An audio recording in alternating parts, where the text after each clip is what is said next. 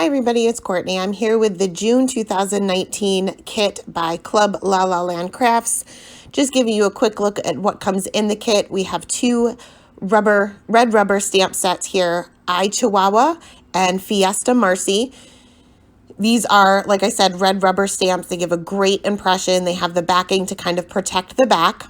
It also comes with 3 sets of dies. We have the Fiesta die, we have the guacamole die, and we have the taco die. The letters are separated, so you can arrange them any way you want. The guacamole fits right in that little bowl with the little chips, and the taco has a little score line where you can fold that taco shell around that little lettuce that kind of sticks out the top. So here's one card that I made with the kit, and then we will kind of go into more of a tutorial for my second card. So I went ahead and stamped out my little chihuahuas here, and we're going to go ahead and color these. I'm going to color all 3, but I ended up only using 1 in the card. I'm going to show you real time one of them, and then I'll speed up the rest. I did use 3 different color combinations for each one of them, but pretty much did my shading the same way. So I'm starting off with my lightest color here to map out my darkest areas. I'm going to put a little bit of shading in the centers of their little ears there, and where their faces are kind of hanging over the rest of their bodies. Concentrating my light source, I plan on using all 3. So my light source for this one will be more towards the right hand side because he's facing that way. And I'm also adding shading to where one leg is behind another. I went in with my darkest color to go over those areas that I had mapped out with the lightest color. Then moving on to my darkest mid-tone here, adding a little bit of shading on either side of his little face there and above his little nose or his little snout, and just extending those areas out that I had already placed down with that darkest color. Next, going in with my lightest mid-tone, and I'm doing the same thing here, just extending these areas out, leaving a pretty large highlight area for this particular dog because I want him to appear to be a lot lighter. And I only used that darkest color pretty sparingly just to make sure that I got that contrast, but I want him to be fairly light. I am coloring directly over his eyes. I will fill that in with a white gel pen once my coloring is complete.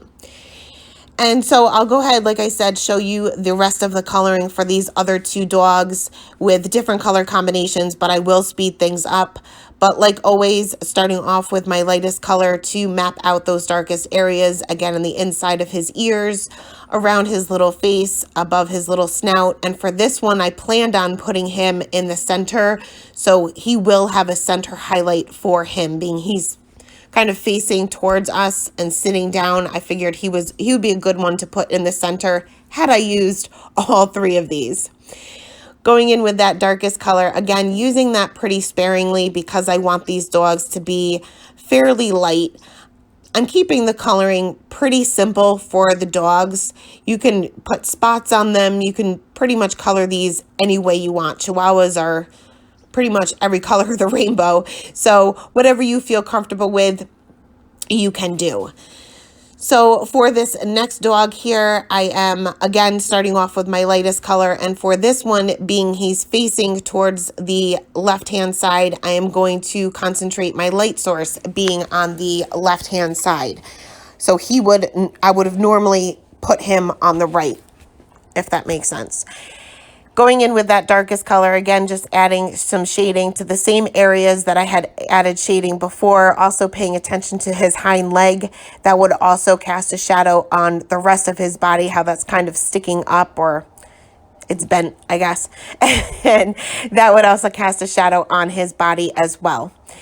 So once I had all of the coloring of the dogs done, like I said, I did take that white gel pen and go over their eyes, and I also fixed up any coloring errors because I go out of the lines always. So I fixed those areas up, and I actually used my scan and cut to cut these little guys out. And then we're going to move on to the coloring of Marcy. So I went ahead and stamped her out, and I did use Blackout ink by Ink on 3 onto Nina Solar White 80-pound cardstock. And I'm going to speed this up a little bit as well because I do take my time coloring her. So I'm going to start off with the skin here with my lightest color, mapping out those darkest areas. Going to put some shading underneath where her hair is hanging over her face. Again, using this darkest color pretty sparingly. This is just to get the contrast. Putting just a little bit of shading underneath her chin there, on the inside of her arms, and on the inside of her little feet there. Extending those areas out with the E15. And 2 little curvy flicks where her nose would be. And each time I'm going to kind of extend those out a little bit. So I kind of tone them down. Right now they look pretty crazy.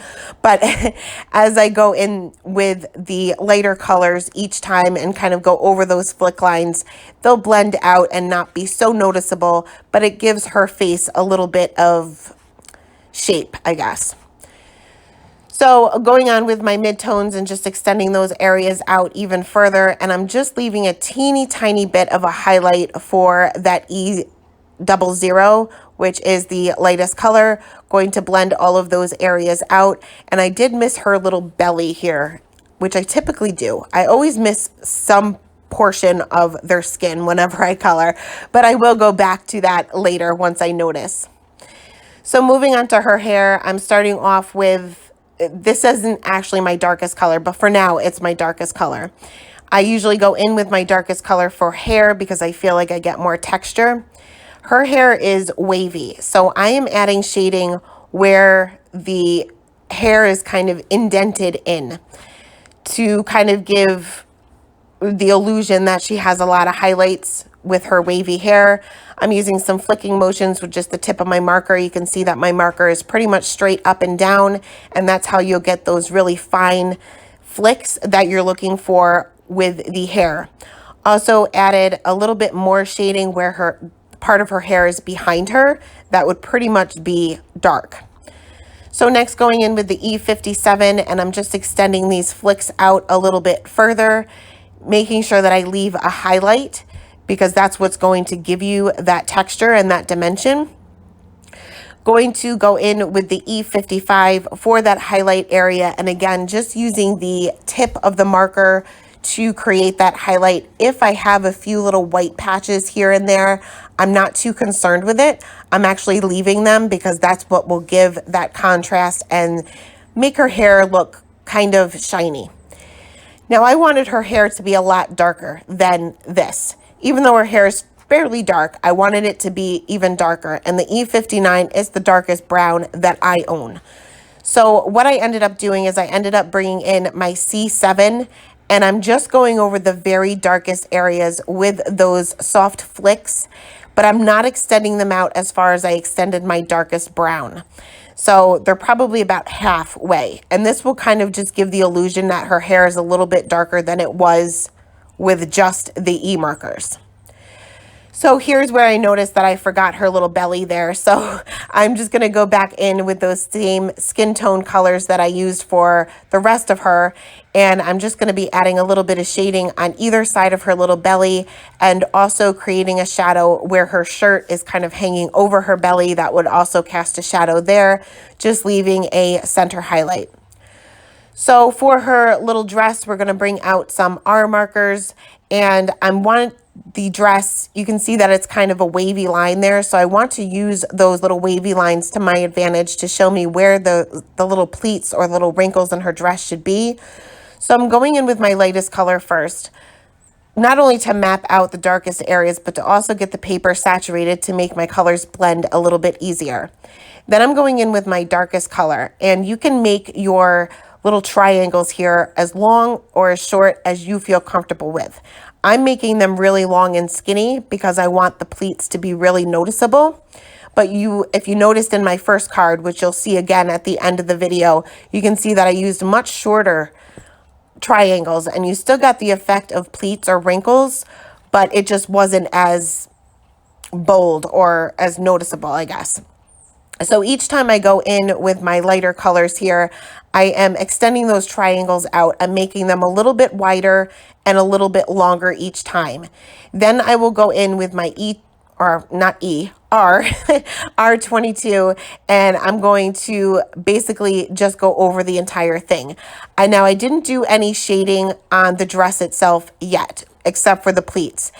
I always start with those first because I feel more comfortable doing it that way. And then I'll go back in and add a little bit of shading on either side, skipping the darkest color. I only used the darkest midtone, lightest midtone, and the lightest color.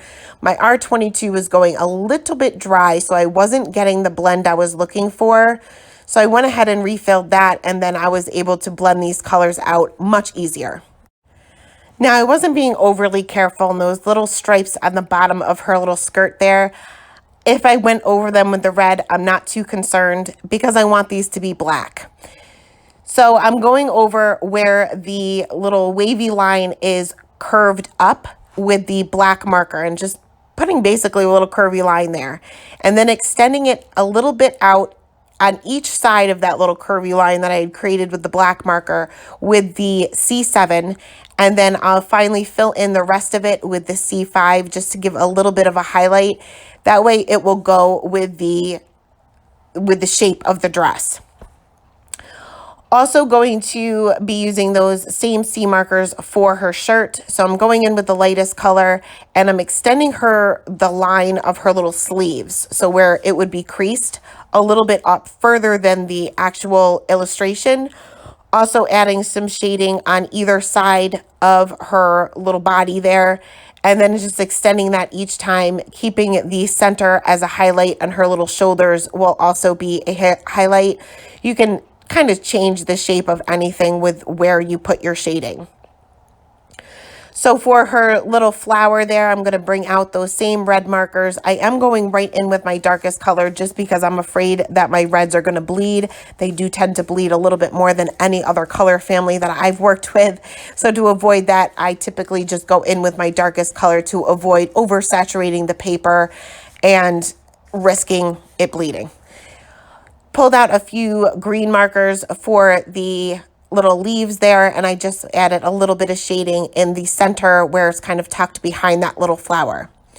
Went ahead and cut her out as well. Oh, I did add her little dots of her eyes with that white gel pen as well, and then went ahead and cut her out. So I'm using one of the Funky Squares stencils, and this is a layering stencil, but I'm only just using one of them. I'm taping my paper down to the back of the stencil with some Post-it note tape so it doesn't shift around while I do my ink blending. Going to bring out some Barn Door Distress ink, and this is traditional distress ink, but you can certainly use oxides. I just didn't have an oxide color that matched the red I was looking for. So I'm using a blending brush here, and I'm going to concentrate my darkest area or my most intense area down towards the bottom of the panel and kind of work my way up and kind of fade that out as I go. You can kind of go over this as much or as little as you want. I find that it's easier to kind of fade to white with the regular distress inks, even though I didn't fade to white, I just faded.